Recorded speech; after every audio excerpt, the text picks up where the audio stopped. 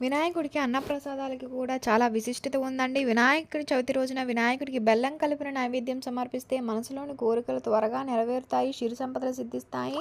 అదేవిధంగా వివాహ సమస్యలు ఉన్నటువంటి వారు, త్వరగా వివాహం నిశ్చయించాలి అనుకునేటువంటి వారు గణపతికి పులిహార పెట్టాలండి.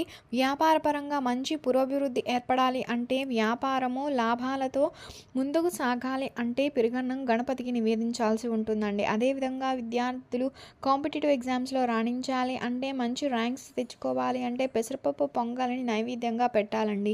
పితృదోషాలు, పితృశాపాలు ఇవన్నీ తొలగిపోవాలి అంటే వినాయక చవితి రోజు నువ్వులు కలిపిన అన్నం వినాయకునికి పెట్టాలండి.